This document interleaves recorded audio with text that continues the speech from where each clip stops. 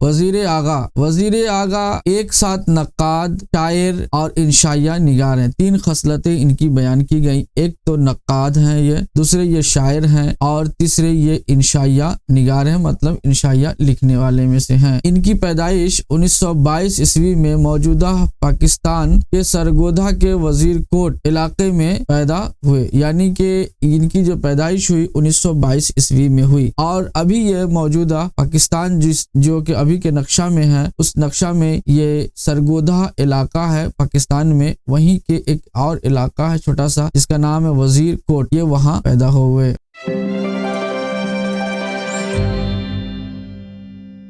ناظرین اکرام، سلام مسنون، امید ہے آپ خیریت سے ہوں گے۔ آپ کے اپنے یوٹیوب چینل نورانی کلاسز میں ہم استقبال خیر مقدم کرتے ہیں۔ ناظرین اکرام، اس سے پہلے والے ویڈیو میں آپ نے دیکھا کہ وزیر آغا کی حالات زندگی سے تھوڑی بہت معلومات ہمیں حاصل ہوئی، جس میں ان کی تاریخ پیدائش اور ان کی تعلیم کے بارے میں معلوم چلا۔ اس کے بعد ان کی ادبی زندگی کے بارے میں ہم لوگوں نے جانا، کس طریقے سے نظم نگاری میں اور نثر نگاری میں انہوں نے جوہر دکھائے ہیں، اور انشائیہ پر انہوں نے کافی بحث و مباحثہ بھی کیا ہے۔ آج ہم انہی کے بحث یعنی مضمون میں جو انہوں نے لکھا انشائیہ کیا ہے، آج ہم پڑھنے جا رہے ہیں۔ لیکن ناظرین اکرام، یہاں میں آپ کو بتا دینا چاہتا ہوں کہ انشائیہ کیا ہے۔ یہ مضمون تو ہے مگر اس میں بالکل ہی توجہ کی ضرورت ہے۔ اگر آپ توجہ ادھر ادھر کریں گے تو یقین جانیے آپ کو یہ سمجھ میں نہیں آئے گا کہ انشائیہ پر جو مضمون وزیر آغا نے لکھا ہے وہ آخر سمجھانا کیا چاہ رہے ہیں، کیونکہ یہ بہت گنجلک اور بہت پیچیدہ ہے، اسی لیے اس میں آپ کی توجہ کافی ضرورت پڑے گی، آپ کی توجہ کی۔ آپ انشاءاللہ تعالی توجہ دیں گے تو ہر بات آپ کو سمجھ میں آ جائے گی۔ ناظرین اکرام، اس میں جو ہم کرنے جا رہے ہیں وہ یہ ہے کہ انہوں نے جو مضمون لکھا ہے، ہم لائن با لائن یعنی ایک ایک لائن کو، ایک ایک لفظ کو ہم صرف پڑھتے جائیں گے، یعنی ہمارا کام ہے ریڈنگ دینا۔ اس کے بعد جب ہم پورے مضمون کو پڑھ لیں گے، اس کے بعد پھر ہم جو لاسٹ میں حاصل طور پر جو ہمیں ملے گا وہ ہم پڑھیں گے، اور پھر اس میں سمجھنے کی کوشش کریں گے کہ آخر انہوں نے ان تحریر سے، ان مضمون سے ہمیں کیا سمجھانے کی کوشش کیا ہے۔ تو چلیے ہم شروع کرتے ہیں۔ انشائیہ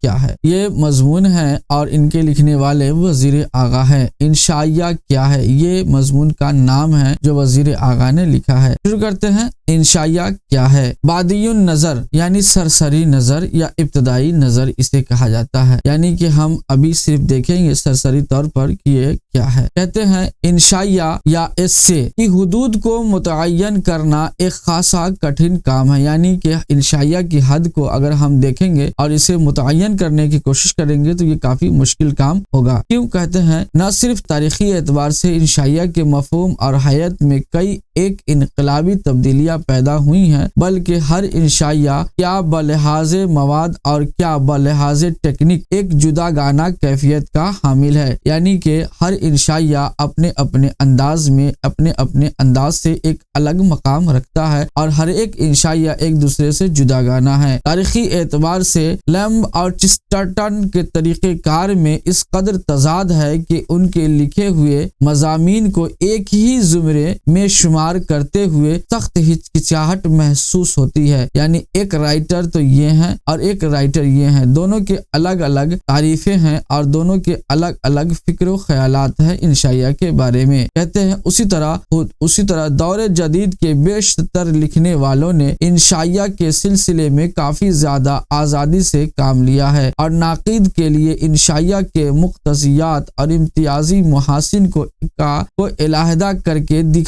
دکھانا مشکل ہو گیا ہے۔ تاہم غائر نظر سے یعنی گہری نظر سے دیکھنے پر انشائیہ کی متنوع کیفیات اور ابلاغ و اظہار کی مختلف سانچوں میں پس پشت ایک علیحدہ صنف ادب کے نقوش واضح طور پر ابھرے ہوئے دکھائی دیتے ہیں۔ یعنی یہاں کہنے کا مطلب یہ ہے کہ انشائیہ جو ہے وہ دور جدید کے مطابق، کس کے مطابق؟ دور جدید کے بیشتر لکھنے والے انشائیوں کے سلسلے میں کافی زیادہ آزادی سے کام لیا ہے، اور ناقد کے لیے یعنی تنقید کرنے والوں کے لیے جو ناقدین ہیں ان کے لیے انشائیہ کے مقتضیات اور امتیازی محاسن کو علیحدہ کرنا، یعنی ایک الگ طرح کی تمیز کرنا، ایک خوبصورت والا حسن قائم کر کے اور اسے الگ کر دینا کہتے ہیں یہ مشکل ہو گیا ہے۔ تاہم کہتے ہیں گہری نظر سے اگر دیکھا جائے تو دیکھنے پر انشائیہ کی متنوع یعنی بہت سارے اقسام اور کیفیات ابلاغ اظہار کے مختلف سانچوں میں پس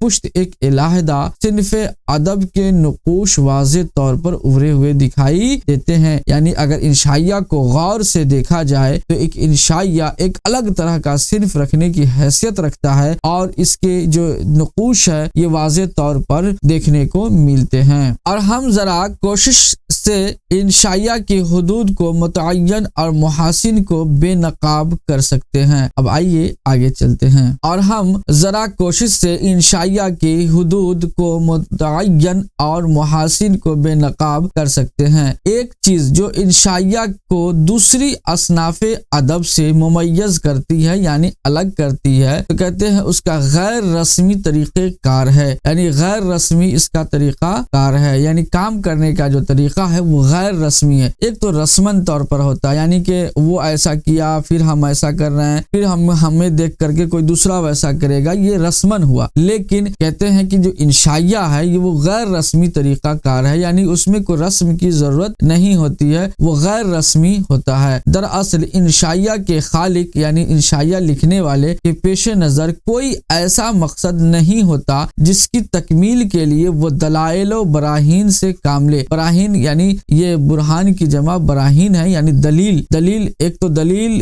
ہے اور ایک براہین ہے، یہ بھی دلیل کی ہی ایک قسم ہے۔ اور ناظر کے ذہن میں یعنی دیکھنے والوں کے ذہن میں رد و قبول کے میلانات کو تحریک دینے کی سعی کرے، یعنی کہ کہتے ہیں کہ جو اس کو رد کرے یا اس کو قبول کرے ان سب کے میلان کو ان سب کی چاہت کو تحریک دینے کی سعی یعنی کوشش کرے۔ اس کا کام محض یہ ہے کہ چند لمحوں کے لیے زندگی کی سنجیدگی اور گہما گہمی سے قطع نظر کر کے، یعنی زندگی میں جو سنجیدگیاں ہیں، جو گہما گہمی ہے، جو پریشانیاں ہیں، جو ٹینشن ہے، جو دکھ اور درد ہے، ان سب سے الگ کر کے، ان سب سے جدا کر کے اور ایک الگ ماحول قائم کر کے کہتے ہیں غیر رسمی طریقہ کار اختیار کر کے اور اپنے شخصی رد عمل کے اظہار سے ناظر کو اپنے حلقہ احباب میں شامل کرے۔ یعنی کہ جو انشائیہ لکھنے والے ہیں ان کی یہ اندر یہ خوبیاں ہوتی ہیں کہ وہ آدمی کو ہر ماحول سے یعنی زندگی میں جتنے بھی ماحول ہیں ان ماحول سے الگ کر کے انسان کو تھوڑے دیر اس ماحول میں رہنے کے لیے مجبور کر دیتا ہے، اور وہ انشائیہ نگار اپنی تحریروں کے ذریعے جو ناظرین جو قارئین ہوتے ہیں ان کو ایک الگ دنیا میں لے جا کر کے اور ان کے خیالات کو بدلنے کی کوشش کرتے ہیں۔ کہتے ہیں دوسرے لفظوں میں تنقید یا تفسیر کا خالق یعنی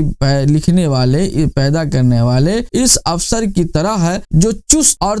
تنگ سا لباس زیب تن کیے دفتری قواعد و ضوابط کے تحت اپنی کرسی پر بیٹھا احتساب اور تجزیے کے جملے مراحل سے گزرتا ہے۔ یعنی ایک ایسا آفیسر جو چست ہے اور بہت ہی تنگ لباس پہنے ہوئے، بہت ہی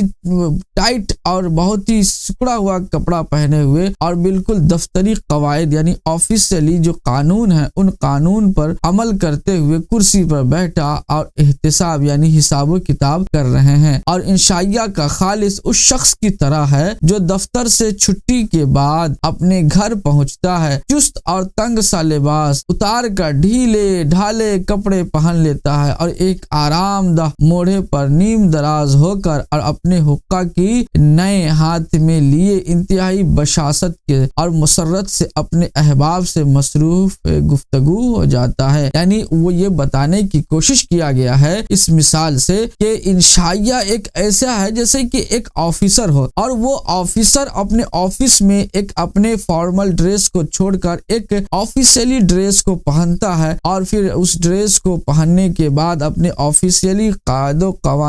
قوانین کا مد نظر رکھتے ہوئے اپنے آفیسیلی جو ان کے لا ہے ان کو مد نظر رکھتے ہوئے اپنے آفیسیلی کام کرتا ہے اور بہت ہی اسہج محسوس کرتے ہوئے وہ آفس کا کام کر کے تھکا ہارا جب گھر کو لوٹتا ہے تو وہ پھر وہ تنگ سا لباس، وہ چست سا لباس اور وہ جو یونیفارم ہے اس کو اتار کر کے اپنا ڈھیلا ڈھالا ایک کپڑا پہنتا ہے، اور یا تو وہ ٹی شرٹ کی صورت میں ہو یا نائٹ ڈریس کی صورت میں ہو یا لنگی کی صورت میں ہو ہو یا جس صورت میں بھی ہو، آدمی ایک دم فری ہو کر کے اور پھر اپنے صوفے پر، اپنی کرسی پر یا جس چیز پر بھی ہو بیٹھ جاتا ہے۔ بیٹھنے کے بعد وہ اپنے لوگوں سے گفتگو کر رہا ہو، حقہ پی رہا ہو، بھوجا کھا رہا ہو، ناشتہ کر رہا ہو، اور اس کو پھر کوئی ٹینشن نہیں ہے کہ اس کے اوپر بھی کوئی آفیسر ہے جو اسے ڈانٹے گا یا اس کے نیچے بھی کوئی ہے ورکر جو اس کے لیے اس سے مطالبہ کچھ کرے گا۔ یہ سب کوئی ٹینشن نہیں ہے، بلکہ ایک دم آرام سے فری آزاد ہو کر کے اپنے گھر پر ناشتہ کر رہا ہو یا اس کے علاوہ بھی کچھ اور ورک کر رہا ہو۔ تو ناظرین کرام، یہ بتانا چاہا ہے وزیر اعظم نے کہ انشائیہ نگار وہی ہوتا ہے جو اپنے ناظرین کو، اپنے قارئین کو ان تمام ماحول سے، ان تمام قوانین و ضوابط سے، ان تمام اصول سے اپنے قارئین کو الگ کر دیتا ہے اور پھر اسے آزادانہ ماحول دیتا ہے، اسے آزاد والی زندگی دیتا ہے اور پھر اسے وہ ماحول عطا کرتا ہے جو ان تنگ چست اور لا اور قانون کو فالو کرنے والی زندگی تھی ان سب سے الگ کر کے، اور وہ ایک ماحول خوشنما دینے کی کوشش کرتا ہے۔ انشائیہ کی صنف اسی شگفتہ موڈ کی پیداوار ہے اور اس کے تحت انشائیہ کا خالق نہ صرف رسمی طریقہ کار کے بجائے ایک غیر رسمی انداز اختیار کرتا ہے، بلکہ غیر شخصی موضوعات پر نقد و تبصرے سے کام لینے کے بجائے اپنی روح کے کسی گوشے کو بے نقاب اور اپنے شخصی رد عمل کے کسی پہلو کو اجاگر کرتا ہے۔ یعنی کہ یہ بتانا چاہ رہے ہیں کہ جو غیر رسمی طریقہ اختیار کرتا ہے اس کے پیچھے جو راز ہے، وہ راز یہ ہے کہ وہ جو شخص ہے اپنے شخصی رد عمل کے کسی پہلو کو اجاگر کرنے کی کوشش کرتا ہے، یعنی اپنے اندر جو چھپے ہوئے جو باتیں ہیں ان کو بتانے کی کوشش کرتا ہے۔ انشائیہ کے خالق کے پاس ایسی کہنے کی باتیں ہوتی ہیں جنہیں وہ آپ تک پہنچانے کی سعی کرتا ہے، یعنی کوشش کرتا ہے۔ جو انشائیہ نگار ہوتے ہیں وہ انشائیہ نگار اپنے اندر جو چھپی ہوئی باتیں ہیں، جو خاص بات ہے، جو سمجھنے والی بات ہے، اس کو ناظرین کو اور قارئین کو بتانے کی کوشش کرتا ہے، اس طور کے کہ آپ فی الفور اس کے دائرہ احباب میں شامل ہو جاتے ہیں اور اس کے دل تک رسائی پا لیتے ہیں۔ شاید اسے کوئی واقعہ بیان کرنا ہوتا ہے یا کسی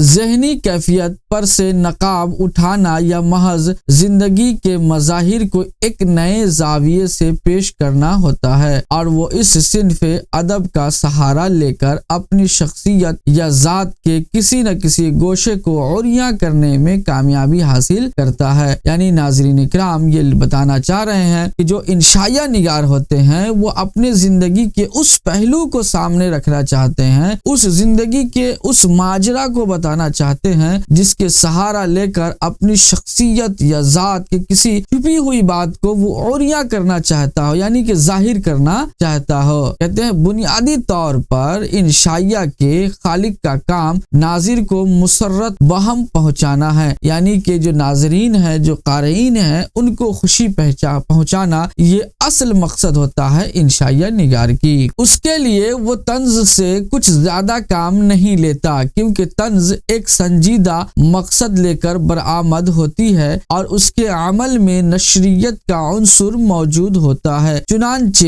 ایک اچھے انشائیہ میں طنز کبھی بھی مقصود بالذات نہیں ہوتی، یعنی کہ جب انشائیہ نگار جب انشائیہ لکھتا ہے تو اس میں طنز و مزاح کی باتیں تو ہوتی ہے، مگر وہ طنز و مزاح مقصود بالذات نہیں ہوتی، یعنی جس کے لیے یہ انشائیہ لکھے جا رہے ہیں صرف ہنسی اور مذاق کے لیے نہیں، بلکہ وہ تو جو خالق ہے انشائیہ نگار کا، جو انشائیہ لکھنے والے ہیں، وہ تو اپنی زندگی کے کسی خاص گوشے کو، کسی خاص چیز کو ظاہر کرنے کا ارادہ رکھتا ہے اور اس ضمن میں وہ کچھ طنز اور کچھ مزاح کی باتیں کہتا ہے تاکہ ناظرین اکرام اپنی خوش طبعی کے ساتھ ان کے زندگی کے اس گوشے کو سمجھے اور سمجھ کر کے اپنے اندر بھی لطف اندوز ہونے کی کوشش کرے، بلکہ محض ایک سہارے کا کام دیتی ہے۔ اسی طرح انشائیہ کا خالق محض مزاح تک اپنی سعی کو محدود نہیں رکھتا، کیونکہ محض مزاح سے سطحیت پیدا ہوتی ہے اور بات قہقہا لگانے اور ہنسانے سے آگے نہیں بڑھتی ہے۔ اس کے برعکس ایک اچھا انشائیہ پڑھنے کے دوران آپ شاید خط، مزاح، تعجب، طنز، اکتساب علم اور تخیل کی سبک روی ایسے بہت سے مراحل سے روشناس ہوں،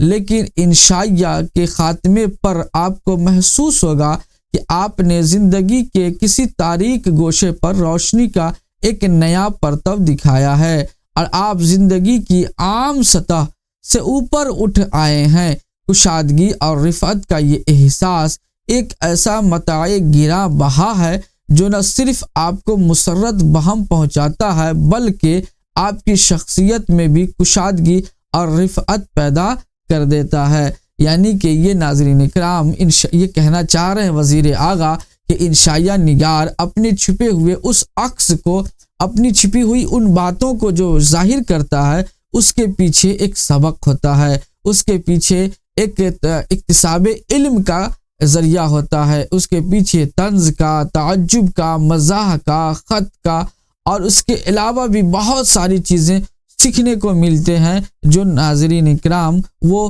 انشائیہ نگار اپنے قارئین کو، اپنے ناظرین کو پہنچانے کی کوشش کرتے ہیں۔ طنز یا مزاح انشائیہ کی ایک اضافی خوبی ہے، یعنی کہ یہ ایک ایکسٹرنل خوبی ہے۔ طنز اور مزاح یہ انشائیہ کی اصل خوبی نہیں بلکہ ایک ایکسٹرنل خوبی ہے، ایک الگ سے اس میں حسن پیدا کرنے کے لیے، اس میں خوبصورتی پیدا کرنے کے لیے جب انشائیہ نگار انشائیہ لکھتے ہیں تو اس میں طنز و مزاح کا سہارا لیا جاتا ہے۔ اس کا جزو لا ینفک ہرگز نہیں، یعنی جزو لا ینفک یہ نہیں ہے۔ چنانچہ پوروی ادب میں ہمیں بہت سے اعلیٰ درجے کے ایسے انشائیہ ملتے ہیں جن میں خیال اور اسلوب کی تازگی ہی سب کچھ ہے، لیکن جن میں طنز یا مزاح سے کوئی کام نہیں لیا گیا۔ پھر یہ بات بھی قابل غور ہے جہاں کہیں انشائیات میں طنز مزاح یا مزاح مقصود بالذات قرار پاتا ہے، انشائیہ کا مزاج ہی تبدیل ہو جاتا ہے اور وہ انکشاف ذات کے عمل تج کر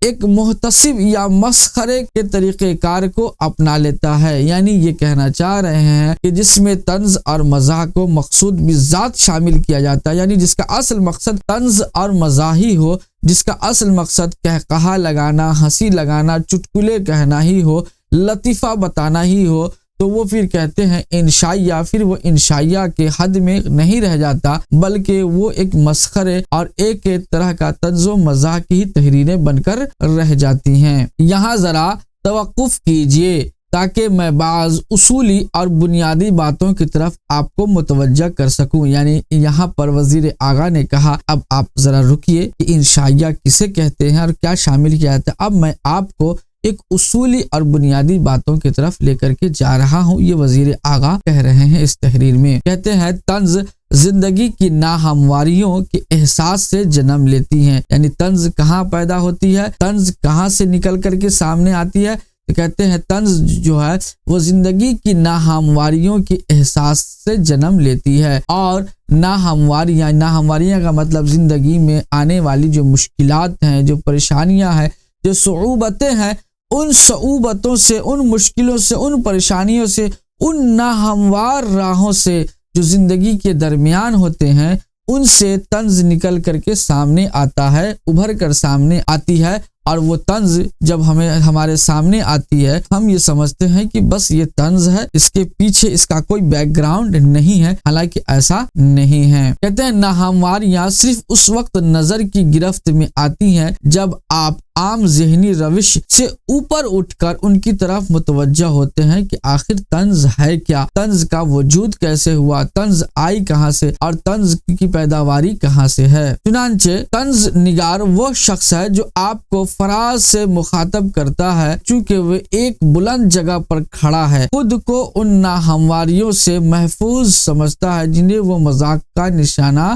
بناتا ہے، اس لیے اس کی ہنسی میں جذبہ افتخار اور احساس برتری ہمیشہ موجود رہتا ہے۔ کہتے ہیں کہ طنز نگار وہ شخص ہے جو آپ کو ایک سمجھ لیجئے کہ اونچے چوٹی پر کھڑا ہے، اونچائی پر کھڑا ہے، بلندی پر کھڑا ہے اور آپ کو آواز دے رہا ہے، اور وہ خود سمجھ رہا ہے کہ میں تو بالکل ہی ان سب لوگوں سے الگ ہوں، تھلگ ہوں اور بہت اعلیٰ درجے کا حامل ہوں۔ کہتے ہیں اسی لیے وہ اپنے آپ کو ہمیشہ برتری محسوس کرتا ہے۔ دوسری طرف مزاح نگار، یہ تو طنز نگار کی بات ہو گئی، اب کہتے ہیں مزاح نگار۔ مزاح نگار نشیب کے اس مقام پر کھڑا ہے جہاں وہ خود ناہمواریوں سے ہم آہنگ ہے اور اس کے لیے قدرتی طور پر اس کا رد عمل ہمدردی اور محبت سے مملو ہے، لیکن ان دونوں کے برعکس انشائیہ نگار نہ تو آپ کو فراز سے مخاطب کرتا ہے نہ نشیب سے، یعنی یہ سمجھانے کی کوشش کر رہے ہیں کہ ایک تو طنز نگار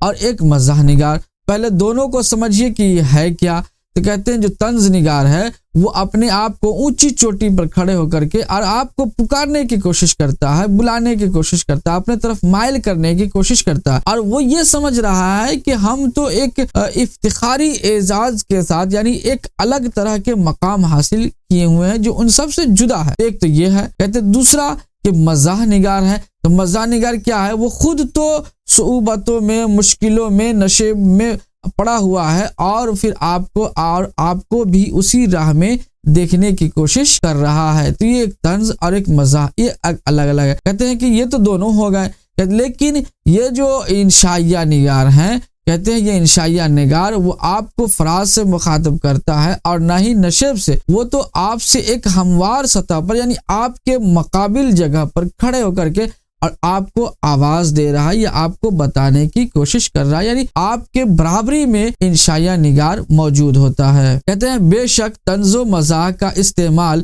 اس کے لیے شجر ممنوعہ نہیں ہے اور وہ اپنے مرکزی نقطے یعنی ہموار سطح سے لہجہ بھر کے لیے اوپر اور نیچے بھی جاتا ہے، تاہم وہ ہر بار اپنے مرکزی نقطے کو لوٹ آتا ضرور ہے۔ دوسری طرف طنز نگار فراز کے نقطے سے ایک دم نیچے نہیں اترتا اور مزاح نگار نشیب کے نقطے سے ایک قدم اوپر نہیں جاتا، یعنی یہ بتانے کی کوشش کر رہے ہیں کہ جو انشائیہ نگار ہوتے ہیں وہ کبھی نشیب کی طرف جائے گا تو کبھی فراز کی طرف جائے گا، لیکن جو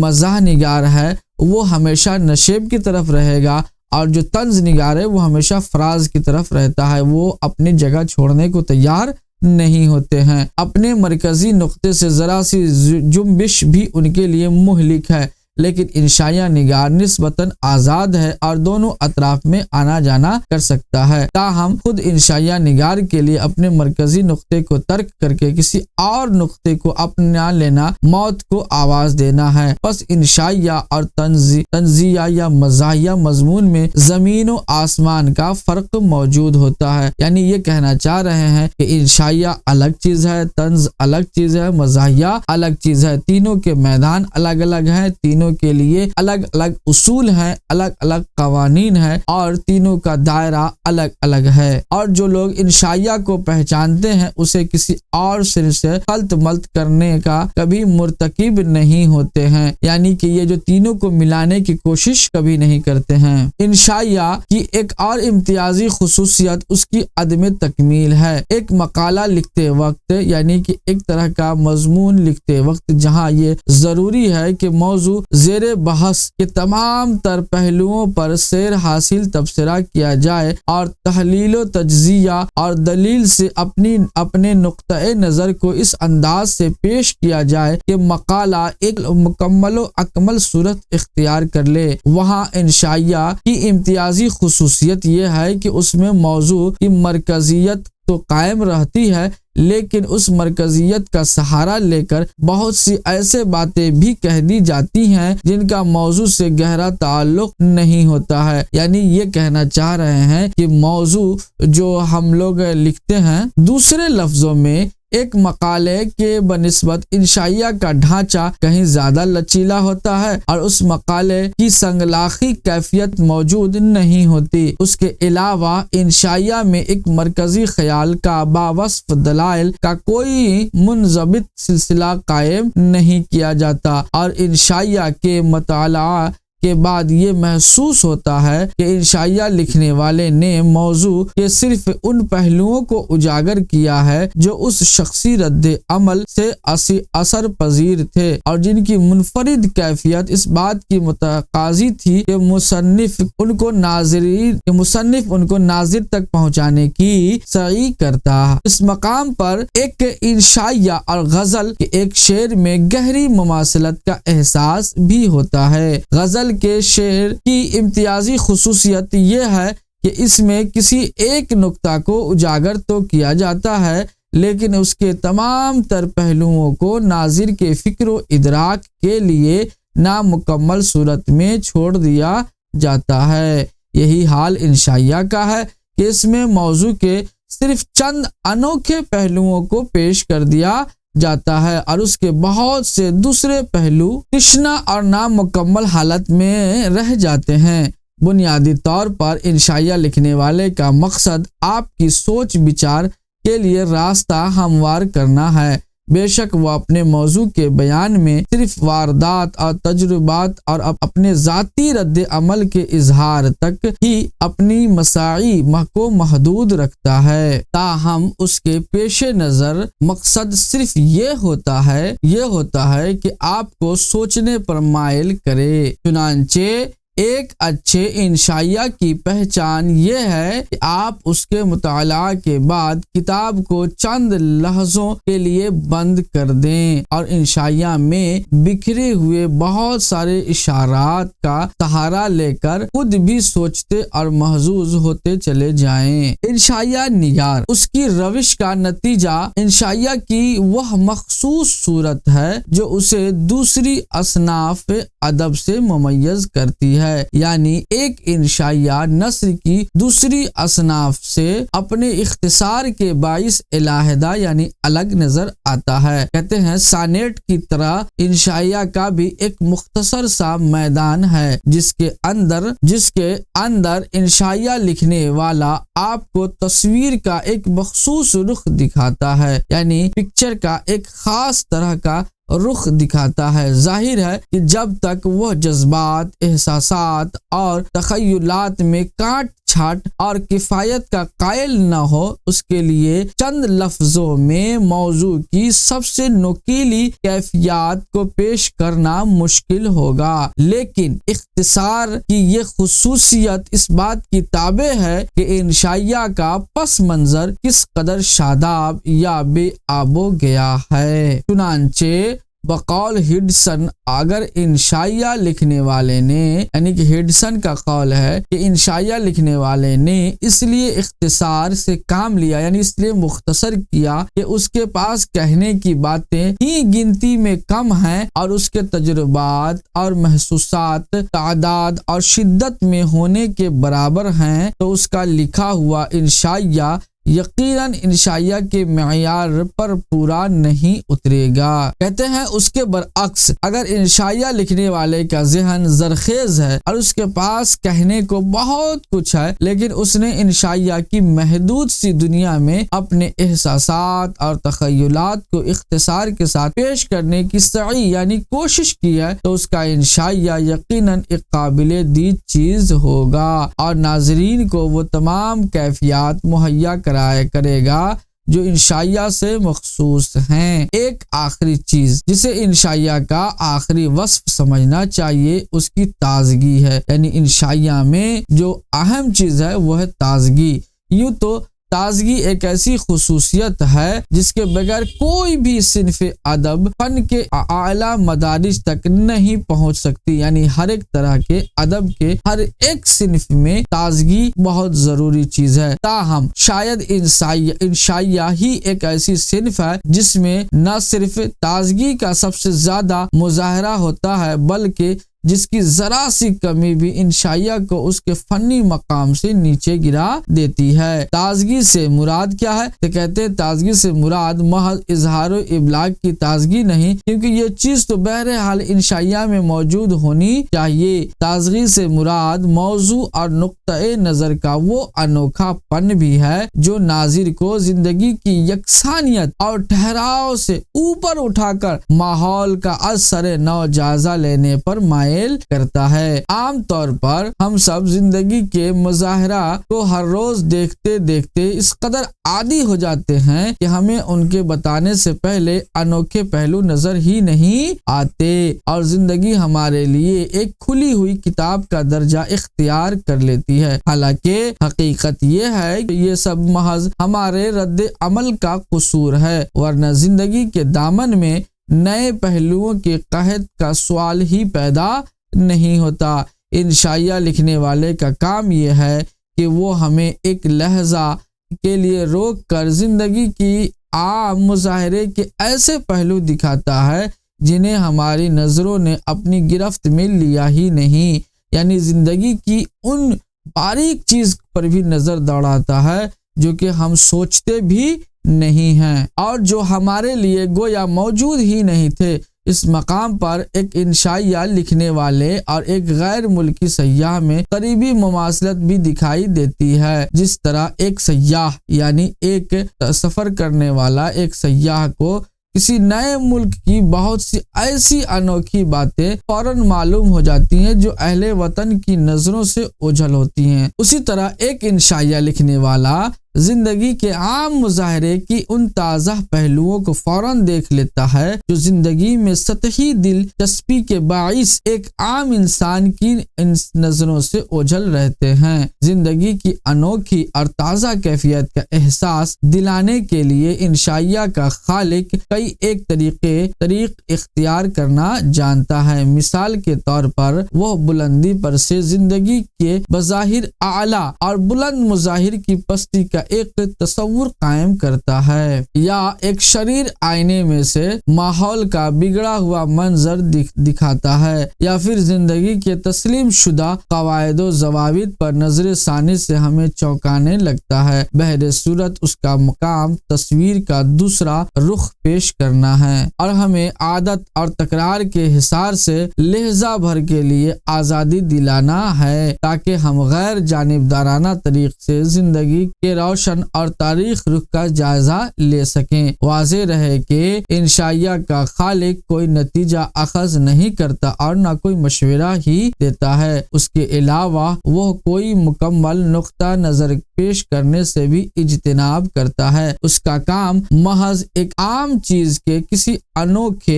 انوکھے اور تازہ پہلو کی طرف آپ کو متوجہ کرنا اور آپ کو ایک مخصوص انداز سے سوچنے کی ترغیب دینا ہے۔ انشائیہ کا خالق اپنے موضوع کے انتخاب میں جدت سے کام لیتا ہے، یعنی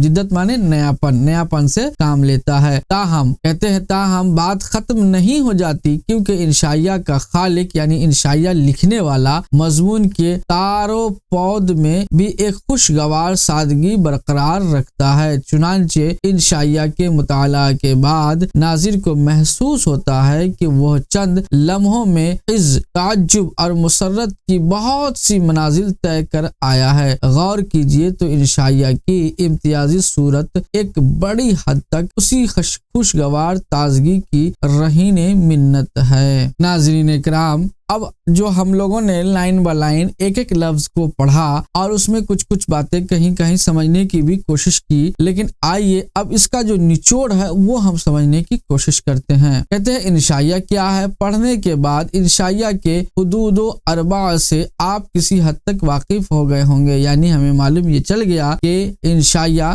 کی حد بندی کس طرح سے ہے اور اس کی جو ارباع یعنی چاروں طرف کی جو باؤنڈری ہے وہ کس قدر سے ہے۔ انشائیہ کی کوئی جامد تعریف پیش کرنے سے قبل، یعنی کوئی ایسی مضبوط تعریف پیش کرنے سے پہلے وزیر آغا ان دشواریوں کا ذکر کر دیتے ہیں جو اس کی تعریف کی راہ میں حائل ہیں۔ افسانہ یا ناول کے لوازمات کو جس معروضی انداز میں پیش کیا جاتا ہے وہ طریقہ کار انشائیہ کی ذیل میں ممکن نہیں، یعنی یہ بتا دیا جاتا ہے کہ افسانہ کسے کہتے ہیں، ناول کسے کہتے ہیں، یا کسی اور طریقے سے نثری دنیا میں ہی کوئی اور چیزیں کس طریقے سے ہے۔ لیکن جب انشائیہ کی بات آتی ہے تو اصولی طور پر یہ بتانا بہت مشکل ہوتا ہے کہ انشائیہ کے کیا کیا اصول ہیں اور لکھنے کے کیا انداز ہے، یا پھر انشائیہ کسے کہتے ہیں، کیا ہوتا ہے انشائیہ۔ اس لیے वजीर आगा इंशाइया में एक साथ कई बातों की निशानदेही करते हैं। अब दूसरे पॉइंट की तरफ चलते हैं। अदब की दूसरी असनाफ और फनी पैरायों से इंशाइया के इम्तियाजात की बहस